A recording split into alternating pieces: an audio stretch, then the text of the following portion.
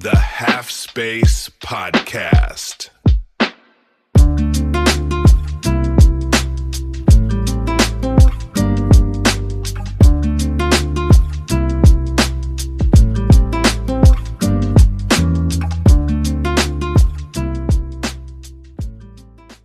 Hola, buenas tardes, and welcome back to the Half Space Journal podcast, where football isn't just a game, it's a story. Oh, it's more than a game, isn't it? It literally can sometimes sadly define my weekend, and the wife does not like what it does to me. But there we go. So this week we're going to talk about Welsh Cup glory, results in the Premier League, and then also the Champions League second legs that are coming. Well, I'm recording this on the afternoon, early evening of the Tuesday, so we've got two big games tonight. We've got obviously Atletico Madrid and Barcelona, and then PSG, Liverpool, or Liverpool PSG. So yeah, I guess we'll start with the Welsh Cup Final. So my first one, I went in person on Sunday to Rodney Parade in Newport. Never been before, so I didn't really know what to expect. Seen it a lot on the telly, you know, with obviously the FA Cup games and Newport County highlights. And then he says Newport City there, Newport County highlights.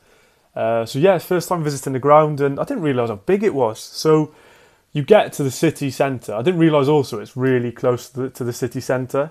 So we parked, or I parked in the city centre. We went for food in the market, which if you've never been, go to Newport Market. It's brilliant. It's got all sorts of different types of food. So I had Mexican, you know, had a burrito, which was great. Pre-match nourishment, so that was good. And then walked over the bridge and then over to Rodney Parade. And we had to walk like all the way round.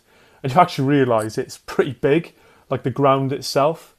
So because obviously I was a neutral, because it was Caernarfon against Flint Town. We had to go like to the neutral entrance, so we walked all the way around, put past all the covies, which are nuts. We'll get into them later. And yeah, sat right in the middle of the stadium, so you know, in the stand, great seats. It was brilliant. So yeah, Caernarfon 3-0 Flint. I've got to say, Caernarfon were dominant, really. Flint were never really in it. If you've seen any of the footage, any of the highlights, which I was really lucky to be there in person and get some, recordings myself. So if you've not seen them, they're on my YouTube page, and they're also on my TikTok. So it's same name, Half Space Journal. Just look for that, and then you'll find some footage from the weekend. But the atmosphere, that's something you couldn't really capture on camera or on any. It was just superb, you know. And I think it was mainly made by the Caernarfon fans, the Covies. They were bouncing. I had a friend who was in the Covey end because he's from up there, and yeah, he took pictures and sent them to me. It looked as mental. It looked as mental being there as it did watching. You know, it was brilliant.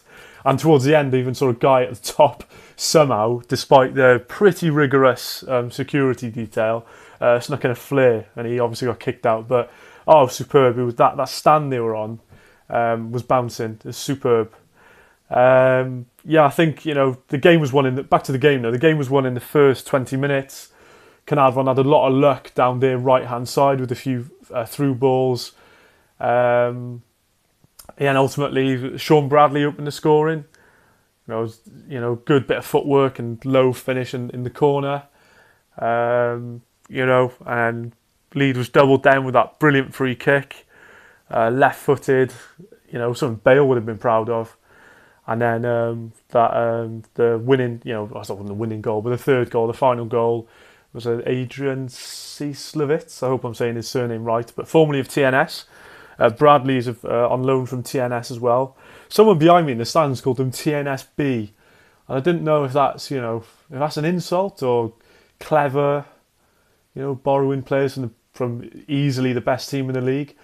But no, Caernarfon was solid. They were great. They weren't really threatened. There was an effort off the post that landed in goalkeeper's arms, in Robert's arms. So that was, maybe a heart in mouth. There was a couple of openings, but the defenders were there covering There was no way through for Flint, and despite some pressure, early in the second half, straight after the break, Flint didn't really give Caernarfon too much to worry about, really. I thought Bradley was fantastic. I thought Josh Locke as well, also on loan from TNS.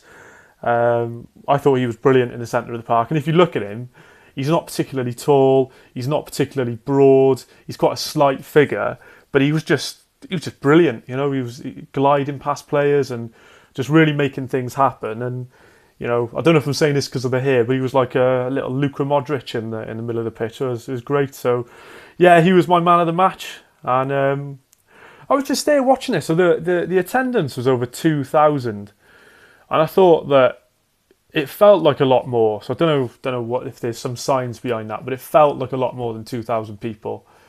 But the atmosphere was superb, and I just feel like the stadium wasn't full. There was a whole stand opposite me where there were a lot of Flint flags, funnily enough, but no Flint fans. That side, it probably wasn't allowed fans over there, but it just felt like, I feel with Welsh football, people don't appreciate the standard. And I've got the odd family member that have played to a good level, and some of them won't name any names, but there's one particular family member who played to an okay level, good as a junior, but nothing special beyond that. Used to sort of scoff at Welsh Prem, and still does. But when you get when you watch the games live, you see how quick everything is, how good the players' first touch is, and how physical, how quick the players are, how strong they are, how tactical it actually is. It's basically it's run the same way as elite clubs are run. I would say professional Welsh football, or even non-league from my experience. They're all run exactly the same way, but just they're not necessarily always full time. If Ed was here, he'd obviously give us an insight into what it's like at that level, as a coach himself. And I won't disclose who he's a coach for, but that's up to him to do. But I think it's Welsh football and non-league football definitely as well. But the Welsh Prem is definitely underrated and underappreciated, because there's some absolute quality in there. And it's even had players go from the Welsh Prem to the Football League and beyond, So I really think that it's really slept on. And, it was great to be there. And it was televised, the match. I don't know what the viewing figures were for on telly, but, I really feel like it deserves more spotlight. And it just sort of reminded me as well why, grassroots football and maybe football that isn't on Sky every week, the Prem and, the Champions League, La Liga or whatever, it's still a very good standard. It's worth watching. It's worth paying to go and see. And a lot of these players have part-time jobs and they work full-time.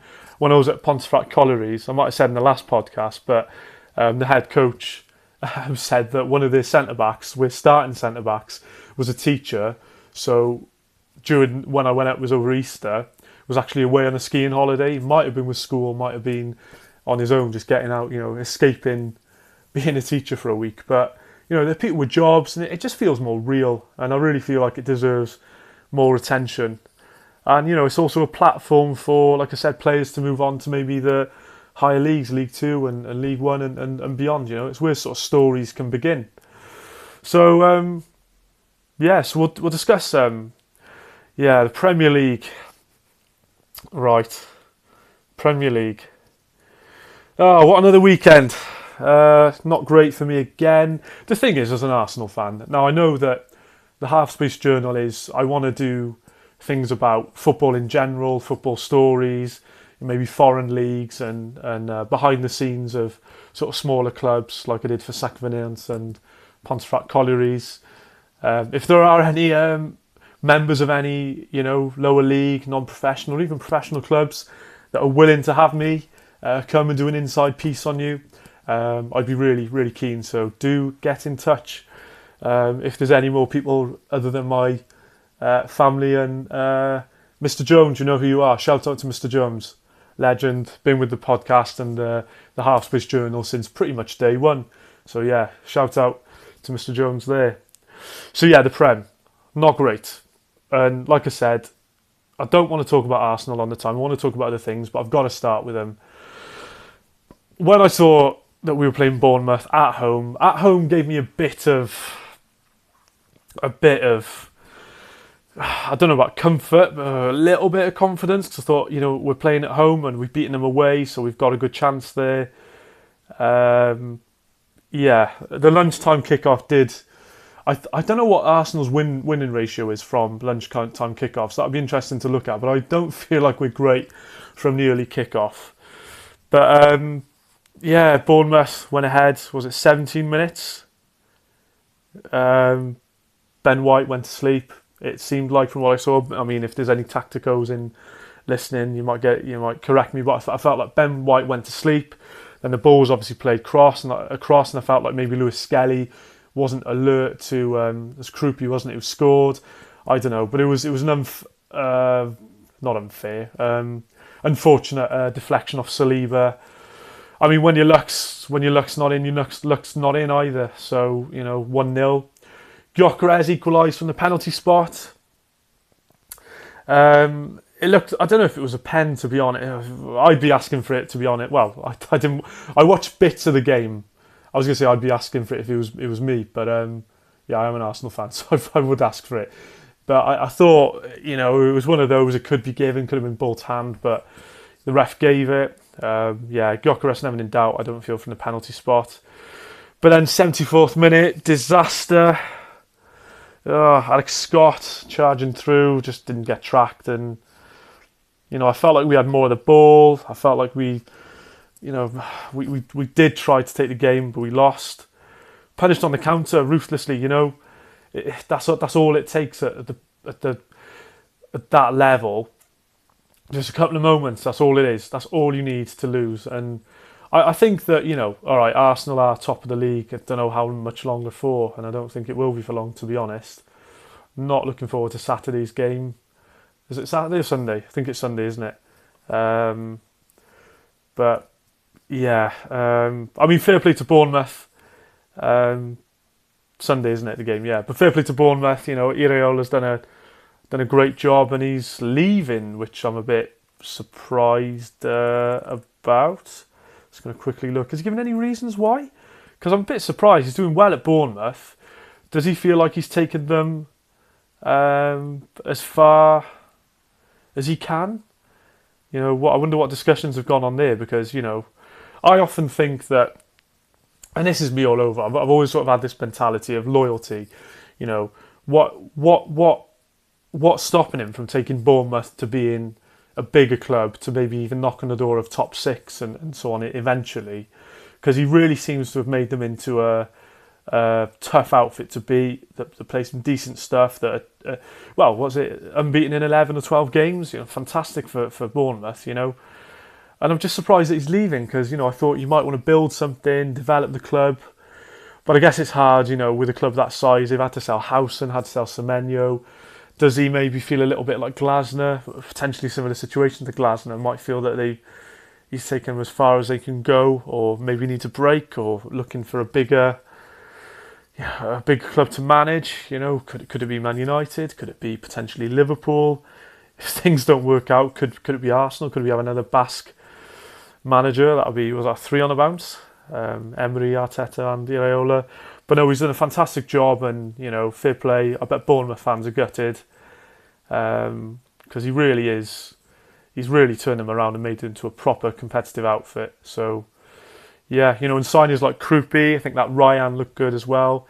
Ivan Nielsen from Porto's done pretty well. But yeah, Arsenal in trouble. I really do. I just think that potentially running out of steam. I think it looks like they're nervous on the ball sometimes. I just feel like there's no creativity there. I think I must have said it last week, but it doesn't feel like they played the sort of football that they did under Wenger, and especially early in Arteta's career, where they moved it quickly, were really attacking, especially on the break. But perhaps, people have made comments, before on X and to me, and, in conversations, that probably teams feel like now that if they open themselves up, that Arsenal will just walk all over them. how true that is, I don't know, but it does feel like this year that Arsenal have come up against a lot of low blocks. But we seem to struggle to break them down, whereas City seem to just kind of, well, especially recently, maybe not that blip about a month or so ago, but they just seem to, no matter what's in front of them, steamroller them. And I'm a bit worried for how well they're playing at the moment, because they seem to be just, it's like hurdle after hurdle, jump. They're just clearing everything. And yeah, now is not the time to be faltering for Arsenal. But I look back for them, and there's a few results I just think if they could have just hung on or just not messed around or whatever. So obviously the Wolves result, 2-2, that was tough to take. The 0-0 against Nottingham Forest, should have had a penalty towards the end of that, but you can't rely on single decisions to win games. Liverpool, that 0-0 game, I really thought they were there for the taking at that point, because they were not on a good run. The Aston Villa, where we conceded in the last sort of few seconds of the game, that's 2 points dropped there. 3 points, sorry, because we lost 3 points. Because that extra point, it's just all these little results that didn't quite go our way are adding up. I'm sure I've missed some results there. Bournemouth, clearly if we could have got something from that. Man United, I felt like we just sort of threw that away. That was the game I sort of felt maybe some cracks might be appearing. But it's strange because back in October, wasn't it? We conceded like one shot on target and had what we felt like a clean sheet every game. So I really don't know what's happened. But whatever happens, they really need to sort it out, because obviously Sporting tomorrow, which, we're playing at home, but there's potentially Declan Rice is out. Don't know if Saka's playing. Don't know if Timber's back. I'm a bit concerned about tomorrow as well, even if we are playing at home, because the team just doesn't seem to be clicking in the same way that they were earlier in the season. And I don't know if Madueke, he's not seemed to, he's not as effective as Saka, and Martinelli, don't even know what to say. I just feel like, even though Arsenal have strengthened last summer, I just feel like we need to strengthen again. It's, mental. I thought maybe 1 or 2 additions, but no, I think we're going to need a bit of potentially an overhaul, which is mental. But, maybe you disagree with me, I don't know. But, on to Liverpool. Yeah, they kept their nerve, didn't they? They beat Fulham 2-0, who have been good. I've been really impressed with Fulham this season, and they'd probably be disappointed to lose. But they wrapped it up before half time, didn't they? Was it scored on about 36 and 40 minutes, something like that? Wasn't entirely comfortable for them though. Fulham had they had about 15 shots or so. But sort of Salah, Wirtz and Gakpo, they were the difference, weren't they? I mean, they sort of showed a little bit of what champions can do there. They found a way. But that game against PSG tonight, it would have done them a world of good confidence-wise to win. Obviously winning is never bad, is it? But that the game against PSG is big, and if they go out, which I think they will, it's a big ask to come back from 2-0 down. They are playing at home, Anfield. That's got to help, hasn't it? But I just think PSG, a little bit like Man City, are really coming into their own. And but no, Fulham, really impressed with them. I think Harry Wilson's contract is coming to an end, isn't it? End of the season, and I think they're really going to want to keep a hold of him, aren't they, for next season? Because he is just, I feel like he's the difference maker for them. And I think Marco Silva quietly is doing a good job there, similar to Iraola, and so let's see what happens to Fulham next season as well. But Liverpool, are they going to? Is Slot going to stay? I'll probably be saying this every week I mean, if I'm a Liverpool fan, I'm probably saying, can we afford to give him another season after spending all that money and having the season that they've had? Not great. And I don't know if personally I would be willing to give him another season. I mean, they're 5th now, so what's that? That's potentially a Champions League place if they can stay there. But from where they should be, I don't know. They've not been great, have they? The 3 wins in the last 5.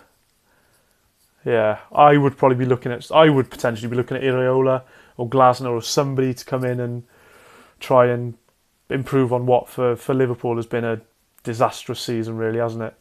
So so there we are. Man City. You know, as an Arsenal fan, you hope for favours from other teams. Ultimately, you really want it to be in your hands. But Man City, wasn't even close, really. City had something like 65% possession, tons of shots, and then 3-0. Yeah. Haaland didn't get on the score sheet, but led the line well. Rodri looked more of himself, pulling the strings in midfield. You know, Chelsea had Palmer, they had Estevao, they had Neto. Neto had a good chance against Donnarumma, didn't he? But they couldn't really get close, you know. And 3-0, you know. Oh dear. You know, they're just grinding results out, aren't they now? City, they showed what champions do. I know they didn't win last year, but they just look like they know what they're doing. And I mean, fair play to Guardiola, doing a really, really good job, because it looked like they were sort of out of it, sort of around about a month or 2 months ago, you know. But I think a big part of them doing so well this season, I've been really impressed with Nico Riley and Cherky, of course. He looks like different gravy, you know, a different level to the other players. But Nico Riley, really impressed with him. You know, a left back. Is he a left back playing in midfield, or a midfielder playing in left? I can't tell. He's so good. I feel like he could play almost anywhere. I feel like he could play as like sort of like maybe a second striker, attacking midfielder, left back, you know, defence. I just feel like he could do it all. That's what I see when I watch him. So obviously he got on the score sheet. He got on the score sheet, which is a great finish, by the way. Great first touch, and then to smash it home. You know, I think the commentary was like a striker's finish. It was brilliant. And Doku towards the end. I think if I'm Sanchez, I'm disappointed to concede that, but you know, Cherky with 2 assists. Fair play. They're really going through the gears now and look like they are probably going to win the league, which is gutting for me, but fair play to them. You know, 115 charges aside and all that.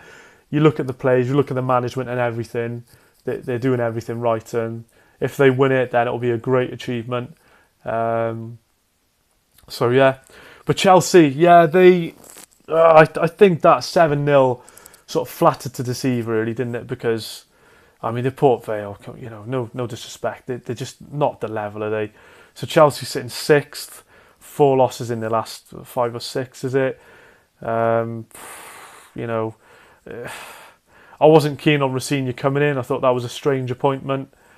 What they lost? They lost 3-0 to, dear me, lost 1-0 to Newcastle, 3-0 to PSG, 8-2 on aggregate, lost 3-0 to Chelsea, and beat Port Vale 7-0, then lost 3-0 to City. That's a lot of heavy defeats. So, you know, is Rossini, is his job on the line? Probably. If you're Chelsea, you're thinking, you know, the revolving door of Chelsea FC. You know, if I'm them, once again, I'm looking at Iraola, I'm looking at Glasner. You know, I wonder if Amorim would be considered by any of these clubs, but I wonder if it's better if he goes back to Portugal. But yeah, Chelsea, they're 6th, I think, and let's have a look. Let's get the table back up. Yeah, Chelsea are in 6th, 4 points off Liverpool. And Brentford, blinking heck, what a season for Brentford. That's gone under the radar. But they've got a great home record. Keith Andrews has done a top job there. Fair play to him. You know, well done. But then we'll get on to Sunderland and Spurs now. So Sunderland won 1-0, playing at home, weren't they? Yeah, playing at home. De Zerbi's first match in charge. From the highlights, what I saw, didn't watch the game, unfortunately, but yeah, Spurs didn't look great again. Robbie is playing really well at front. You know, I wasn't sure if he would make it at the top level, Robbie, because he was at Ajax. You know, he got sort of been to a couple of clubs, hasn't he? And has obviously played for the Netherlands. But I wasn't sure if he would really make it at the top level. But he seems to be doing really well at Sunderland. You know, so yeah, he was at Ajax, wasn't he? Then he went to Leipzig, then back to Ajax, and yeah, now Sunderland.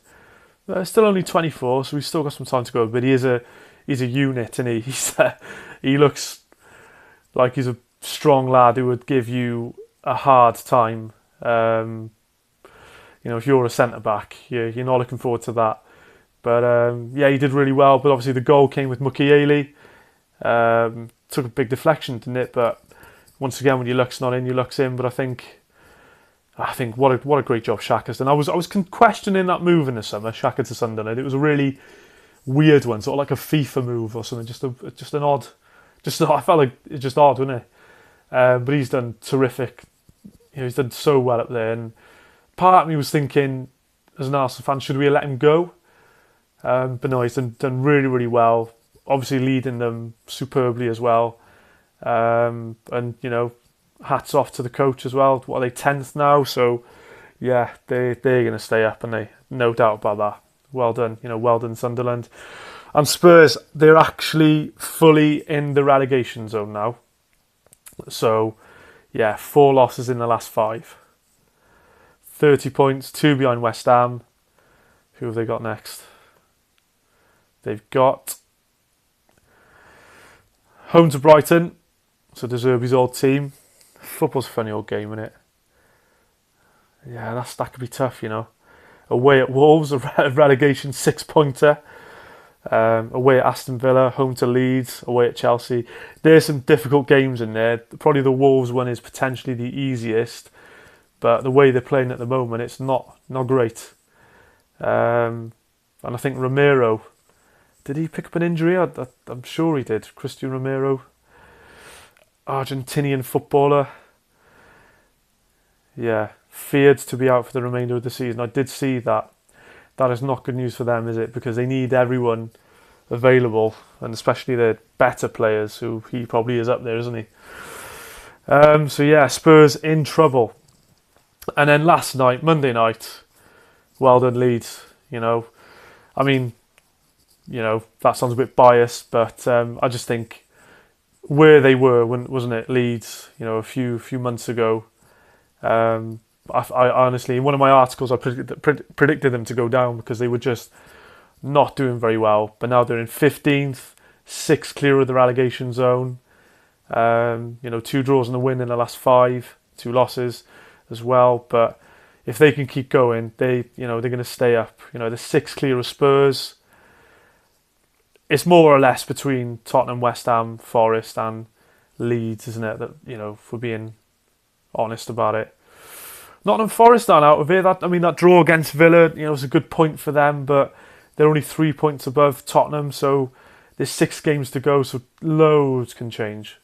So, we'll see how things unfold. But yeah, great win for Leeds. I was talking to Ed today at work, and saying that that Leeds' midfield was big and physical, strong, and Man United just couldn't, without Maino as well, just couldn't keep up with them. Once again, another headed goal for Casemiro, but Okafor, a couple of great goals there, and especially the second one, wow. But Tanaka should have made it 3-0. But yeah, what a block by Martinez. But yeah, the hair pull. So I'm sure someone called it controversial, but I think, do you know what? No, it's got to be in it. It's got to be a red. Pulling someone's hair, it's got to be a red. But yeah, Ethan Ampadu as well.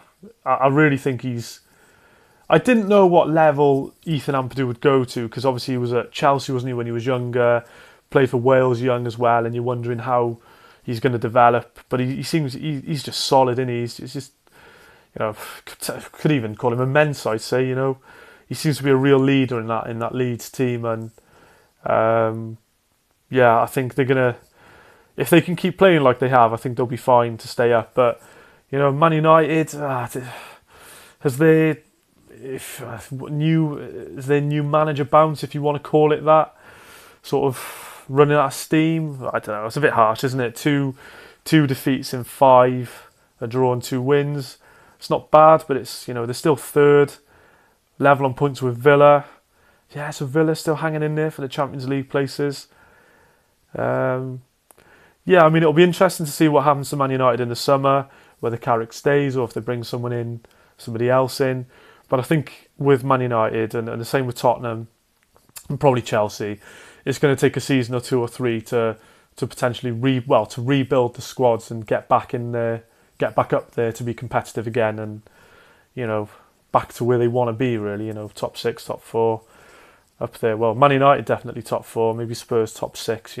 But so yeah. Right, that takes me to the Champions League. So Liverpool, PSG, and then Atletico, Barcelona. I think I'm going to go with PSG win, and then I'm going to go with a draw between Atletico and Barca. I'm going to go with, I'd probably say, I think Liverpool will score against PSG, but I think PSG will probably win maybe 2-1, 3-1, something like that, and I think Atletico Barca, I think it'll be something like maybe 2-2 or something. I'm going to go with a draw for that and a win for PSG. I can't see Barcelona winning that. Famous last words, in it, commentator's curse or whatever you want to call it. But Atletico are much better at home than they are away, and they won away. So I think Atletico will progress. If Arsenal can progress, we'll get on to them in a minute. By the way, like I said, this isn't the Arsenal podcast, but don't make it all about us. But out of the two, out of Barcelona and Atletico, I'd probably rather play Atletico because I think Barcelona. It's a funny one, isn't it? If Atletico can beat Barca, why would I rather play Atletico? But I just feel like we've beaten Atletico once, so we know we can do it. But Barcelona, I feel like we wouldn't be able to cope with how good they are attacking. And I think because we're not great at attacking ourselves, I don't know. So I would probably rather play Atletico, but we'll see how that goes. Then Bayern, Real Madrid tomorrow. I think Bayern are going to win again. Same score, 2-1, maybe 3-1. I think Real Madrid will give it a real go, but I just think Bayern at home, they've only lost twice all season, which is ridiculous. What a job Company's doing. That's mental, isn't it? To go from Burnley, getting relegated with Burnley, to breaking all sorts of records with Bayern and being one of the favourites for the Champions League. They've wrapped up the Bundesliga, haven't they?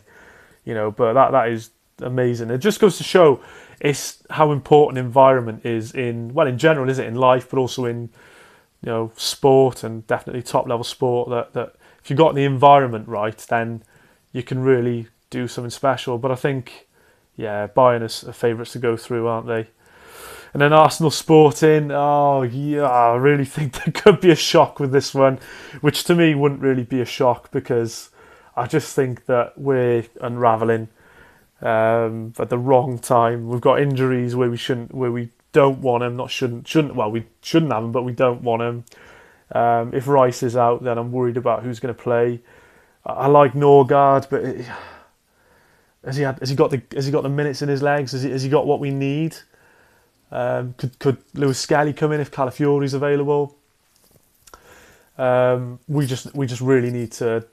I just feel like saying to them, as a fan, obviously no idea what goes on behind closed doors, but I just feel as a fan, I just want to just say, stop messing around, just get it done. You're all good enough. You've all shown across the season, across the last 4 seasons, you can do it. Just hang on for the last few games. This should be the easier bit because you've got fewer games.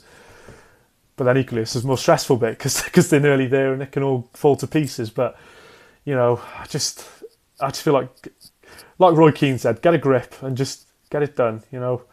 Stop worrying and just think about what can go right rather than what can go wrong. And just they deserve something for the effort of the last 4 seasons. And equally, it'd be awful, wouldn't it? Bottlers, I hate it, but I think this season of all season would be the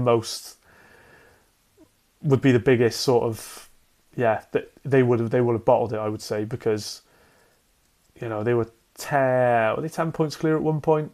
Definitely 9, weren't they? Could have been 12 if they'd beaten Bournemouth overnight. But but Sporting, I really think they were unlucky not to come away with anything last week. Araujo was great at left back. How didn't he get a yellow card? I don't know, but he was good. Trincao, I think, is always threatening. Gonçalves, I thought, had a quiet night. But we've been here before, haven't we? And they scored that. Was it in that Gonzalo Inacio scored that 45-yard long-range strike against us a few years ago? But yeah, we can't. We just got to put the game to bed. I think Sporting will be up for it. They'll give it a go. But we need to. I know Fresneda's not available. I'd be keen to sign him. He's a great right back, and I'm surprised he isn't at a. No disrespect to Sporting, we're not at a bigger club, but I think Sporting will give it a real go. And fair play to them, getting this far in a competition. Really happy for them. Wouldn't it be great if Sporting could win the whole thing? That would be unbelievable. But yeah, so those are my predictions, I think. Oh, yeah, so what I say, Bayern, I'll go 3-1 Bayern, and I'll go Arsenal Sporting. I'll say, oh dear me, 1-1. I'm going to go 1-1. So yeah, so that's it. That is it for this week. I hope you've enjoyed. If you stayed to the end, thank you very much for listening to me to ramble on. I feel like I've had a bit more structure this week. I did make some notes. I did write them all down. Hopefully these podcasts will improve as the weeks go on. But no, if you've enjoyed this and you fancy supporting, I do have a Buy Me a Coffee account. So it's just Buy Me a Coffee, the Half Space Journal. The link is at the end of this video, so just wait for that. And if you enjoyed it, please like and subscribe. I'm trying to grow the channel on YouTube, trying to grow the channel on Substack and TikTok, and really trying to develop the channel. Have to say I've really enjoyed this whole project since I started in November, and thank you to everyone who watches, who listens, who reads, and who keeps up with the Half Space Journal and myself. But no, diolch yn fawr, thank you very much. Hope to see you next week. Let's see how my predictions got on, and yeah, diolch yn fawr. Ta-ra.